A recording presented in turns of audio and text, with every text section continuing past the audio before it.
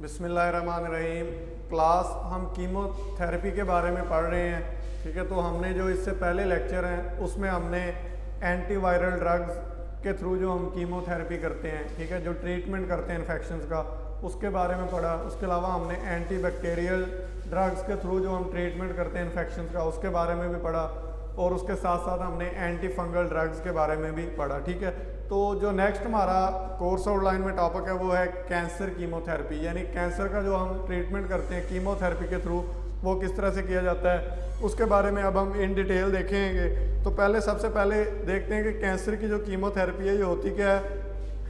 Chemotherapy basically है क्या, use of drug to destroy cancer cells, यानी कैंसर सेल को डिस्ट्रॉय करने के लिए हम ड्रग्स का या केमिकल्स का यूज़ करते हैं। इस तरह का जो प्रोसेस होता है वो क्या कहलाता है, कैंसर कीमोथेरेपी कहलाता है। और इसमें यूजली होता क्या है कि जो कैंसर सेल हैं उनको ग्रोथ से, डिवाइड होने से और ज़्यादा सेल बनाने से रोका जाता है इन केमिकल्स के थ्रू या ड्रग्स के थ्रू। ठीक है, because cancer cells usually grow and divide faster than normal sales, chemotherapy has more of an effect on cancer cells.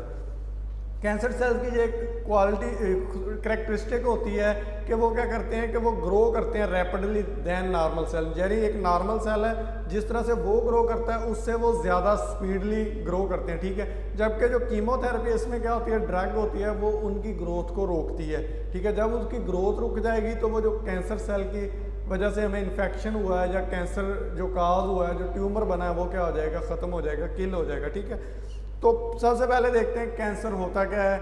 ये आपको स्क्रीन पे नजर आ रहा होगा। डेफिनेशन क्या है इसकी, uncontrolled growth of abnormal cells anywhere in the body, यानी हमारे जिस्म में कहीं भी कोई एबनॉर्मल ग्रोथ हो रही है सेल्स की, तो वो क्या कहलाएगा, कैंसर कहलाएगा। 200 से ज़्यादा टाइप्स हैं कैंसर की, जिनमें breast cancer, skin cancer, lung cancer, colon cancer, prostate cancer और लिम्फोमा शामिल होते हैं। ठीक है जी, कोलन कैंसर, प्रोस्टेट कैंसर। अब देखते हैं प्रोस्टेट कैंसर क्या होता है। प्रोस्टेट जो कैंसर होता है अक्कर इन प्रोस्टेट। प्रोस्टेट क्या है, स्मॉल वालनट शेप ग्लैंड होता है मेन में। ठीक है, और ये स्पर्म की ट्रांसपोर्टेशन के लिए यूज़ होता है। ठीक है, तो इस मतलब प्रोस्टेट में भी ये कैंसर हो सकता है। ठीक है जी, अच्छा, उसके अलावा इसको हम मैलिग्नेंसी भी कहते हैं। ठीक है, कैंसर को, कैंसर मतलब जब स्टार्ट होता है तो जेनेटिक चेंजेस होती हैं, जो मतलब फॉर एग्जांपल हमारा जो जेनेटिक इंफॉर्मेशन होती है उसमें क्या आ जाती है, कोई तब्दीली आ जाती है और वो इंटरफेयर कर लेता है हमारे बॉडी के जो ऑर्डरली प्रोसेस, यानी बॉडी का एक प्रोसेस है कि उसने इस तरह से सेल को, फॉर एग्जांपल एक स्पेसिफिक प्रोसेस है कि सेल की ग्रोथ होनी है, वो नॉर्मल प्रोसेस है। लेकिन जब हमारे जेनेटिक इन्फॉर्मेशन में कोई म्यूटेशन आ जाती है, कोई चेंज आ जाती है, तो उससे क्या हो जाता है, वो इंटरफेयर कर जाता है हमारे ऑर्डरली प्रोसेस से, और उससे क्या हो जाता है, अनकंट्रोल्ड ग्रोथ स्टार्ट हो जाती है सेल्स की, और ये क्या कहलाता है, कैंसर कहलाता है। ठीक है, 2004 में 1,53,000 पीपल की डेथ हुई थी यूके में कैंसर के थ्रू। ठीक है, कि मतलब ये बहुत ज़्यादा मोहलक और मूजी बीमारी है। ठीक है, तो अगर हम टाइप्स ऑफ कैंसर देखें तो जो डॉक्टर हैं वो इसको इस बुनियाद पे कि ये कहाँ स्टार्ट हुआ है, वेयर इट बिगिनस, इस बुनियाद पे इसको 4 टाइप्स में डिवाइड करते हैं। पहली है जी कार्सिनोमा, दूसरी है सार्कोमा, तीसरी ल्यूकीमिया, और उसके बाद 4th इसकी टाइप है लिम्फोमा। ठीक है जी, अब ये टाइप्स क्या होती हैं हम इसके बारे में थोड़ा डिस्कस कर लेते हैं। अच्छा जी, कार्सिनोमा क्या होता है, ये बिगिन इन द स्किन और the tissues that cover the surface of internal organs और ग्लैंड, यानी ये उस जगह से स्टार्ट होते हैं जो उन टिश्यूज में स्टार्ट होते हैं जो क्या करते हैं, हमारे इंटरनल ऑर्गन और ग्लैंड की जो सरफेस को कवर करते हैं ना, जो टिश्यू, उनमें ये वाली जो टाइप है ये कैंसर की स्प्रेड हो सकती है। ठीक है, ये आमतौर पर सॉलिड ट्यूमर्स की फॉर्म में होते हैं और most common type of cancer है। अगर हम इसकी एग्जांपल देखें तो इसमें प्रोस्टेट कैंसर आपको पहले बता दिए क्या होता है, ब्रेस्ट कैंसर, लंग कैंसर, ठीक है, और कोलोरेक्टल कैंसर। कोलोरेक्टल कैंसर क्या होता है, तो अगर हम कोलोरेक्टल कैंसर को देखें तो इसमें रेक्टल, ये मतलब कैंसर है ना, ये स्टार्ट होता है रेक्टल सेंटर से या कोलन सेंटर से। ठीक हो गया जी, और इसमें डेवलपमेंट होती है रेक्टम से, कैंसर से। ठीक है, तो इस तरह का जो कैंसर होता है उसको हम क्या कहते हैं, कोलोरेक्टल कैंसर। ठीक है जी, उसके बाद लिम्फोमा अगर हम देखें, हमने पीछे एक जगह लिम्फोमा पढ़ा होगा। लिम्फोमा क्या होता है लिम्फोमा हमारी बॉडी में कुछ सेल्स होते हैं जो इन्फेक्शंस के खिलाफ फाइट करते हैं, ठीक है। तो बाज़ औक़ात अगर कैंसर उस जगह शुरू हो जाए तो उस तरह के जो कैंसर होता है उसको हम क्या कहते हैं, लिम्फोसाइट कहते हैं। क्या कहते हैं, इस तरह के कैंसर को हम लिम्फोसाइट हमने यहाँ लिम्फोमा पढ़ा हुआ है, ठीक है जी। उसके बाद कार्सिनोमा हमने पढ़ लिया। उसके बाद सार्कोमा क्या होता है, sarcoma begins in the tissues that support and connect the body, यानी जो कनेक्टिव टिश्यू होते हैं हमारे या जो सपोर्ट देते हैं बॉडी को, उन टिश्यूज में ये वाला कैंसर हो सकता है। ये फैट में, मसल में, नर्व्स में, tendon, joints, blood vessel, lymph vessels, cartilage या बोन में होता है इस तरह का कैंसर। और बोन और मसल लाइक आप इन शॉर्ट कह लो कि इस तरह के जो टिश्यूज होते हैं उनमें ये वाला कैंसर हो सकता है, ठीक है। ल्यूकीमिया क्या होता है, कैंसर ऑफ ब्लड, ठीक है। ये स्टार्ट कैसे होता है ल्यूकीमिया, अगर हम ल्यूकीमिया को देखें, begin when healthy blood cell change and grow uncontrollably, ठीक है। यानी जब हमारे हेल्दी ब्लड के अंदर सेल्स होते हैं ना, white blood cell, red blood cell, platelets, ठीक है, जब ये मतलब इनमें सेल की म्यूटेशन आ जाती है, सडन चेंज आ जाती है और उनकी जो ग्रोथ होती है वो अनकंट्रोलेबली हो जाती है, यानी कंट्रोल्ड नहीं रहती। तो इस तरह से क्या हो जाता है, कैंसर काज हो जाता है। और 3 तरह के ल्यूकीमिया के वो हो सकती हैं टाइप्स। एक होती है एक्यूट लिम्फोसाइटिक ल्यूकीमिया, और फिर सेकंड टाइप है क्रोनिक लिम्फोसाइटिक ल्यूकीमिया, थर्ड है एक्यूट माइलॉइड ल्यूकीमिया, और फोर्थ है क्रोनिक माइलॉइड ल्यूकीमिया, ठीक है। ये क्या कुछ टाइप्स हैं ल्यूकीमिया, जो एक टाइप है कैंसर की, उसकी फर्दर। उसके बाद लिम्फोमा क्या होता है, ये एक ऐसा कैंसर है जो लिम्फेटिक सिस्टम से स्टार्ट होता है। लिम्फेटिक सिस्टम बेसिकली होता है क्या है, नेटवर्क होता है वेसल्स का और ग्लैंड का, जो क्या करते हैं, इन्फेक्शन के खिलाफ फाइट करते हैं, यानी इम्यून सिस्टम में इन्वॉल्व होते हैं हमारी बॉडी के। और 2 तरह के लिम्फोमा हो सकते हैं, ठीक है जी। पहला होता है हॉडकिन लिम्फोमा और एक होता है नॉन हॉडकिन लिम्फोमा। हॉडकिन लिम्फोमा क्या होता है, इसमें जो कैंसर होता है ना वो वाइट ब्लड सेल से ओरिजिनेट करता है और अपर बॉडी यानी नेक या चेस्ट में स्प्रेड करता है, ओरिजिनेट करता है। जबकि जो नॉन हॉडकिन लिम्फोमा होता है उसमें ये लिम्फ से राइज करता है और लिम्फ नोड से राइज करता है और बॉडी के किसी भी पार्ट से ये राइज हो सकता है, ठीक है। ये 2 टाइप्स होती हैं उसकी। उसके बाद अगर हम देखें कि हाउ कैंसर बिगिंस, कि कैंसर स्टार्ट कैसे होता है, शुरू कैसे होता है, तो उसके बारे में देख लेते हैं कि cells are the basic unit that make up the human body. आप सबको पता है कि हमारी बॉडी की स्ट्रक्चरल और फंक्शनल यूनिट क्या होते हैं, सेल होते हैं। और सेल की ये प्रॉपर्टी है कि वो ग्रो करते हैं, डिवाइड करते हैं और उससे नए सेल बनते हैं जिनकी बॉडी को ज़रूरत होती है। आमतौर पर सेल डाई हो जाते हैं, जब वो डाई कब होते हैं, जब वो डैमेज हो जाएं या वेरी ओल्ड हो जाएं, लेकिन न्यू सेल उनकी जगह आके उनको रिप्लेस कर देते हैं। कैंसर उस वक्त शुरू होता है जब जेनेटिक चेंजेस इंटरफेयर कर देती हैं ऑर्डरली प्रोसेस के साथ, यानी सडन चेंज आ जाती है, कोई म्यूटेशन हो जाती है। सेल क्या कर देता है, फिर अनकंट्रोलेबली ग्रोथ करना शुरू कर देता है और ये सेल एक मैस बना देते हैं जिसको हम क्या कहते हैं, ट्यूमर कहते हैं। और वो जो ट्यूमर है वो कैंसरस भी हो सकता है और बिनाइन भी हो सकता है। कैंसरस ट्यूमर को हम मैलिग्नेंट कहते हैं। इसका मीनिंग ये होता है कि ये ग्रो करता है और स्प्रेड करता है अदर पार्ट ऑफ बॉडी में, यानी ये एक जगह अगर ग्रो करता है तो ये स्प्रेड हो जाता है, फैल जाता है, ठीक है। और जो बिनाइन ट्यूमर होता है उसका मतलब ये होता है कि सेल ग्रो तो करता है लेकिन स्प्रेड नहीं होता, ठीक है जी। और उसके बाद some types of cancer do not form a tumour, कुछ टाइप्स ऐसी भी होती हैं कैंसर की जो ट्यूमर काज नहीं कर सकती। उनमें कौन कौन सी शामिल है, जैसे ल्यूकीमिया एक टाइप है जो ब्लड में होता है, मतलब ब्लड कैंसर होता है, वो ट्यूमर काज नहीं करती, ठीक है। Most type of lymphoma and myeloma, ठीक है, ये भी कुछ टाइप्स हैं जो ट्यूमर काज नहीं करती। उसके बाद अगला अगर हम देखें तो as a cancerous tumour grows the bloodstream और लिम्फेटिक सिस्टम में carry cancer cell to other parts of body. जैसे जो कैंसर का ट्यूमर ग्रो करता है तो हमारा ब्लड स्ट्रीम और लिम्फेटिक सिस्टम क्या करता है, वो कैंसर सेल को कैरी करके बॉडी के दूसरे पार्ट्स की तरफ ले जाता है। इस प्रोसेस के दौरान कैंसर सेल ग्रो करता है और नए ट्यूमर भी वो डेवलप कर सकता है और इस प्रोसेस को कहते हैं मेटास्टेसिस, ठीक है। और कैंसर की जो बेसिक है प्रिंसिपल है इसके स्प्रेड का, वो क्या होता है, मेटास्टेसिस, ठीक है। One of the first place a cancer often spread is to the lymph node, कि एक इंपॉर्टेंट प्लेस जहाँ कैंसर स्प्रेड करता है वो क्या होता है, लिम्फ नोड होते हैं। लिम्फ नोड होते क्या है, टीनी बीन शेप्ड ऑर्गन होते हैं जो इन्फेक्शन के खिलाफ फाइट करते हैं, ठीक है जी। उसके बाद अगला हम देखें तो ये they are located in cluster in different parts of body such as neck and under the arms, ठीक है। ये लिम्फ नोड क्या होते हैं, नेक में भी होते हैं और अंडर आर्म्स भी होते हैं। कैंसर स्प्रेड कर जाता है ब्लड स्ट्रीम के through different part of body में। इनमें कौन कौन से पार्ट हैं जिनमें ये जा सकता है? बोन्स हैं, लिवर हैं, लंग्स हैं, brain. Even if cancer spread it is still named for the air where it began, कि अगर कैंसर फैल जाता है तो फिर भी हम उसको वही कैंसर कहेंगे कि जिस एरिया से वो शुरू हुआ था।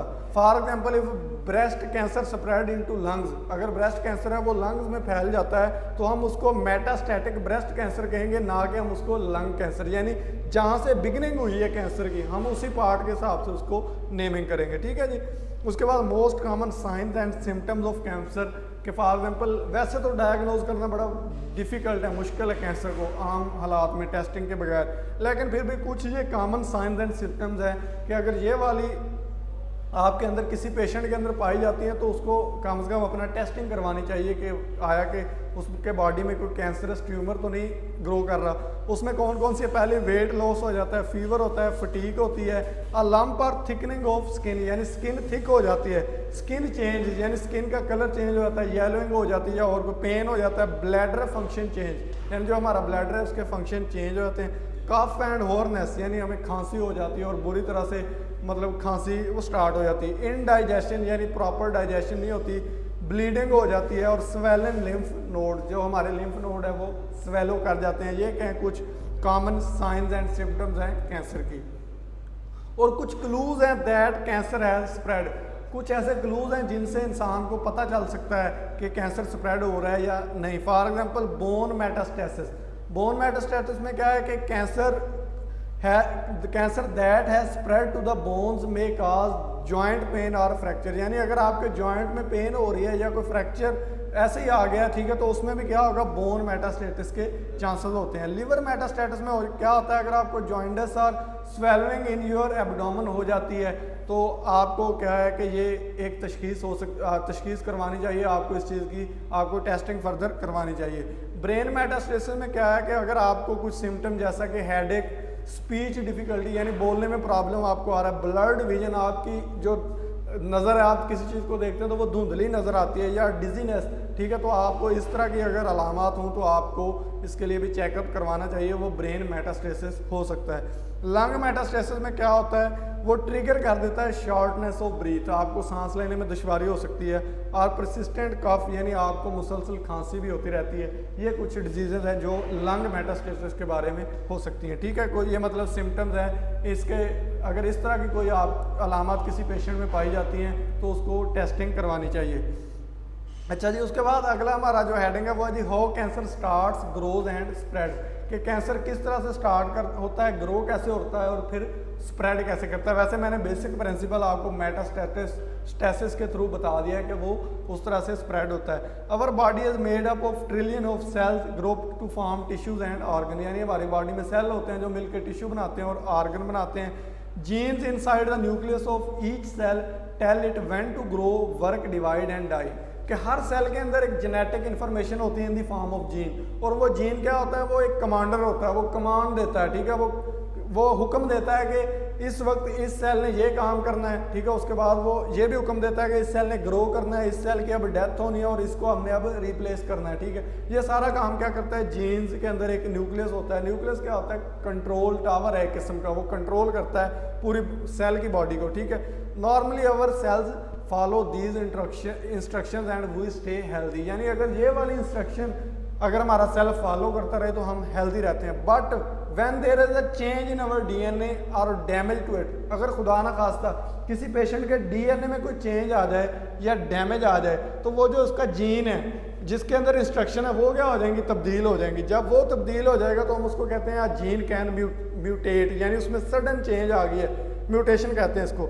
और जो म्यूटेटेड जीन होते हैं ना वो प्रॉपरली काम नहीं करते क्योंकि उनकी इंस्ट्रक्शन डीएनए में मिक्सअप हो जाती है, यानी उनका डीएनए मिक्सअप हो गया, उनकी इंस्ट्रक्शन अब पहले वाली नहीं रही। उसमें क्या है, कोई बाहर से इन्वेडर आ गया, ठीक है, जिसने आके उसमें चेंजिंग कर दी है, ठीक है।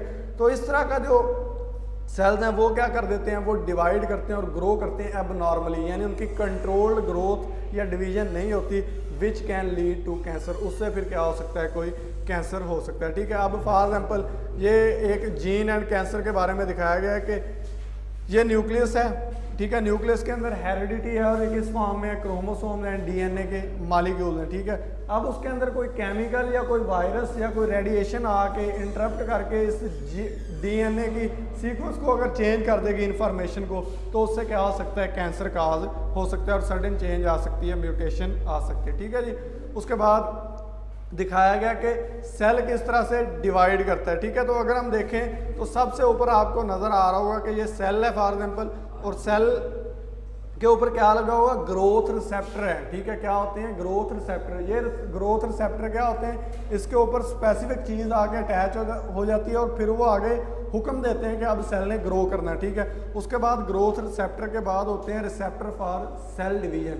उसके बाद फिर टायरोसिन काइनेज एक एंजाइम है, वो क्या कर देता है, सिग्नलिंग स्टार्ट कर देता है सेल को डिवाइड करने के लिए। सिग्नल क्या होते हैं, वो सेल को डिवाइड करने के लिए वो न्यूक्लियस को सिग्नल देता है, न्यूक्लियस फिर 1 से 2 में डिवाइड हो जाता है। इस तरह से सेल डिवीजन होती है। अगर हम इसको ज़्यादा क्लियर कट करके देख लें तो सेल साइकिल में क्या होता है, लाइफ साइकिल होता है। ये कुछ फेजेस दी गई हैं, आपको नज़र आ रही होंगी, मैं दिखाने की कोशिश करता हूँ।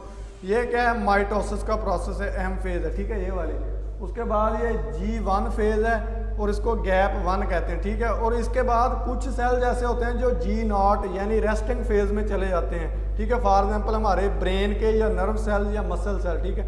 लेकिन कुछ सेल जैसा कि हमारे लिवर सेल या कोई और बॉडी के सेल होते हैं, वो क्या G1 फेज के बाद वो S फेज यानी सेंसस फेज में जाते हैं, फिर वो G2 फेज में जाते हैं, फिर माइटोसिस। इस तरह से ये एक साइकिल चलता रहता है, ठीक है। तो अब ये क्या होती है, सेल की ग्रोथ होती है, खा वो नॉर्मल है खा वो एब नॉर्मल है। अब हमने क्या करना है, हमने कैंसर की ट्रीटमेंट करनी है, हमने कीमोथेरेपी करनी है। तो इसके लिए हम क्या करेंगे, हम एंटी कैंसर ड्रग यूज़ करेंगे।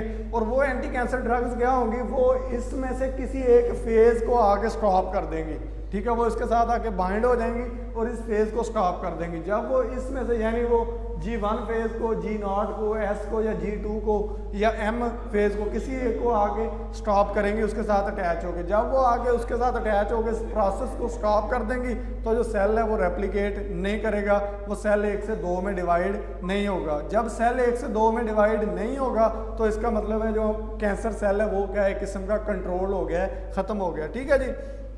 उसके बाद प्रिंसिपल कौन कौन से हैं एंटी कैंसर थेरेपी के, ठीक है, कौन कौन से हम मेथड यूज़ कर सकते हैं। तो सर्जिकल ट्रीटमेंट होता है कि आप सर्जिकली उसको रिमूव कर देते हो ट्यूमर को। रेडियोथेरेपी होता है कि यानी रेडिएशंस के थ्रू आप क्या कर सकते हो, ट्यूमर को किल कर सकते हो। कीमोथेरेपी जो हमारा टॉपिक है यानी केमिकल्स यानी मेडिसिन या ड्रग्स के थ्रू आप कैंसर का ट्रीटमेंट करते हो। उसके बाद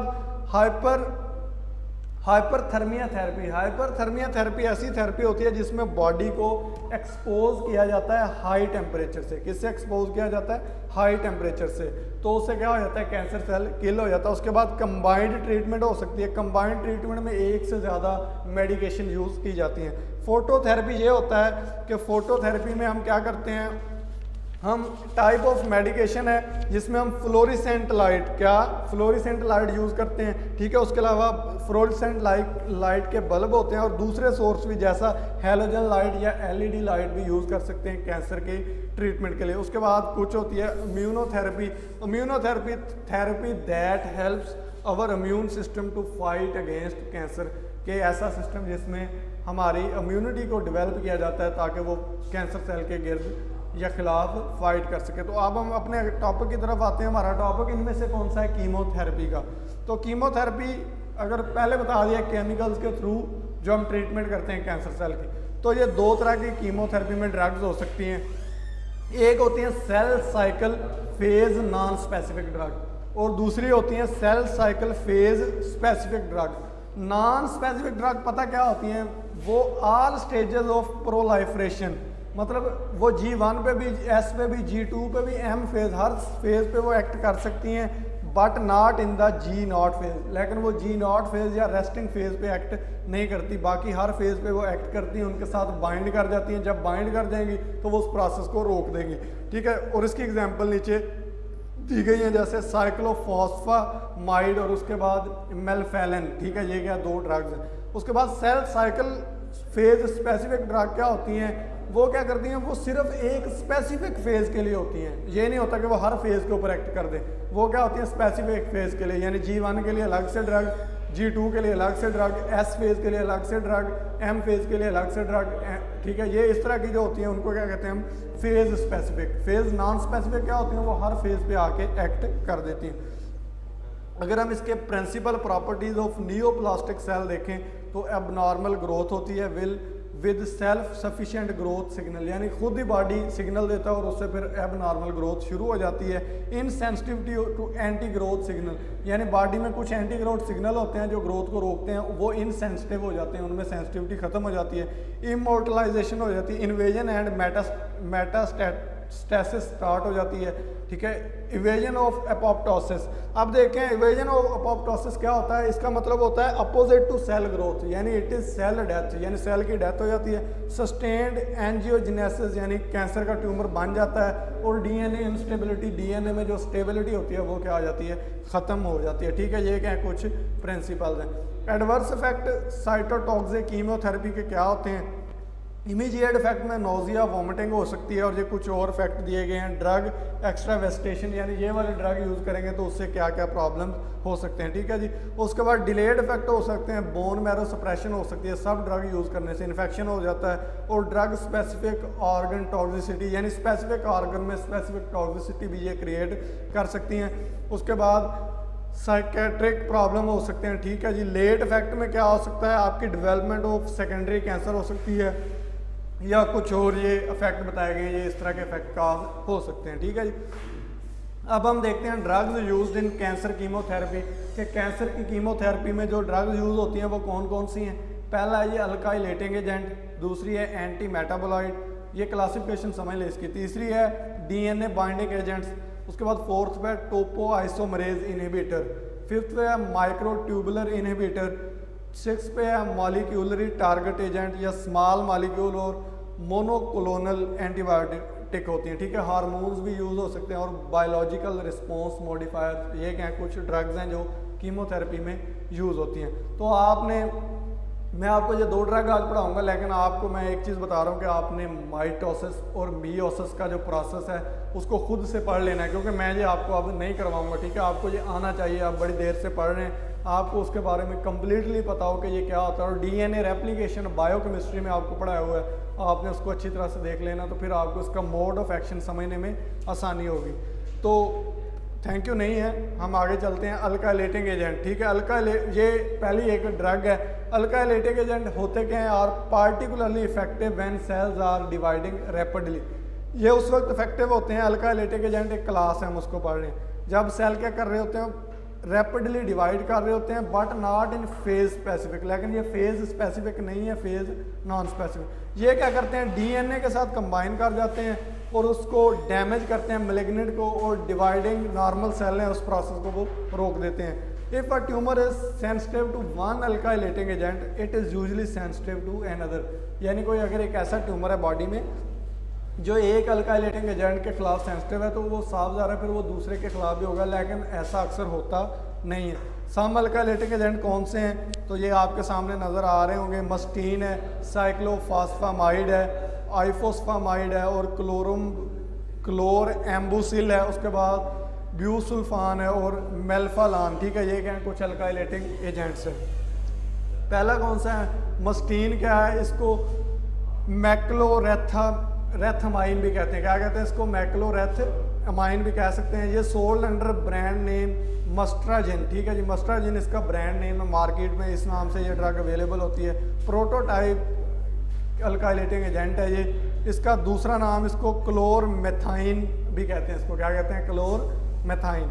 यूज़ इसके क्या है, mustine is used in combination cytotoxic regime in refractory Hodgkin disease, यानी हॉटकिन डिजीज़ जो कैंसर होता है उसके खिलाफ ये यूज़ किया जाता है। इसका मोड ऑफ एक्शन क्या है, मैकेनिज्म ऑफ, ये क्या, forms highly reactive ethylenimine, क्या करता है, इथाइल इन अमाइन आयन बनाता है, that alkylate and cross link guanine base in DNA and alkylate other macrotubules including protein, यानी ये क्या करता है, अल्काइलेशन कर देता है गुआनिन बेसिस की डीएनए में, ठीक है। जब उनकी आपस में, यानी हमेशा एडिनिन होती है वो थायमीन के साथ अटैच होती है और गुआनिन साइटोसिन के साथ, लेकिन ये क्या कर देता है, अल्काइलेशन कर देता है और गुआनिन का साइटोसिन के साथ बॉन्ड है वो ख़त्म कर देता है। आपको आगे समझ आएगा। अब ये देखें, ये नॉर्मल सेल है, गुआनिन साइटोसिन के साथ जुड़ा हुआ है, गुआनिन साइटोसिन के साथ जुड़ा हुआ है, लेकिन अल्काइलेटिंग एजेंट क्या करता है, ये यहाँ आके इसकी अल्काइलेशन कर देता है, इसका यहाँ से बॉन्ड तोड़ के,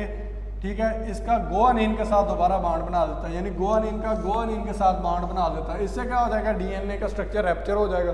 जब डीएनए का स्ट्रक्चर रैप्चर हो जाएगा तो सेल की फर्दर ग्रोथ नहीं होगी। ये क्या इसका मोड ऑफ एक्शन है। पूरे जितने भी अल्काइल एजेंट्स हैं वो इसी मोड ऑफ एक्शन के थ्रू एक्ट करते हैं। ठीक है जी, उसके बाद आगे हम मूव करते हैं। ये थोड़ा सा प्रॉब्लम आ गया, इसको 1 मिनट ये मैं दोबारा प्ले करता हूँ। तो 1 मिनट, ये बच्चे थोड़ा सॉरी फॉर डिस्टर्बेंस, हम इसको दोबारा देखते हैं। अच्छा जी, इसके अब हमने मोड ऑफ एक्शन पढ़ लिया कि इसका मोड ऑफ एक्शन होता क्या है। हाँ जी, मोड ऑफ एक्शन ये था। और इस मोड ऑफ एक्शन के बाद हम इसकी रूट ऑफ एडमिनिस्ट्रेशन के बारे में पढ़ते हैं, वो क्या होते हैं और बाकी कुछ।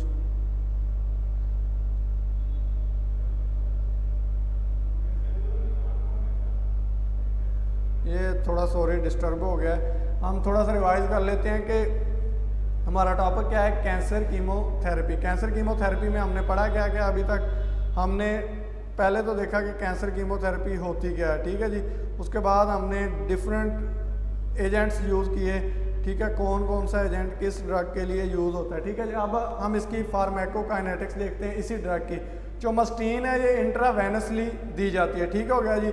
और इसका जो प्लाज्मा में हाफ लाइफ टाइम होता है वो अप्रॉक्सीमेटली 30 मिनट होता है। उसको ओरल एजेंट भी होते हैं, ठीक है, जिसमें कौन कौन से होते हैं, कार्मस्टुटीन और लो मस्टीन, ठीक है। कार्मस्टीन और लो मस्टीन क्या है, ये ओरल एजेंट हैं इसी ड्रग के, ठीक है जी। उसके बाद अगली ड्रग है वो ये दूसरी इसी ग्रुप की अल्काइल एजेंट की अगली ड्रग है साइक्लोफॉस्फामाइड, ठीक है। साइक्लोफॉस्फामाइड क्या है, ये ऑक्स एजा फास्फोरीन अल्काइलेटिंग एजेंट है। क्या है ये, ऑक्स एजा फास्फोरीन अल्काइलेटिंग एजेंट है। और इसका दूसरा नाम है आइफोस्फामाइड, ठीक है, आइफोस्फामाइड। इसकी सेवरल कम्बिनेशन साइटोटॉक्सिक रिजीम है जिसमें इंक्लूड है ये साइक्लोफॉस्फामाइड, ठीक है, कि ये यूज़ होती है डिफरेंट किस्म के एंटी कैंसर ड्रग्स के तौर पे और डिफरेंट किस्म के कैंसर को ट्रीट करने के लिए। अगर हम इसका रूट ऑफ एडमिनिस्ट्रेशन देखें तो ये इनएक्टिव प्रो ड्रग है, ओरली दी जाती है या इंट्रावेनसली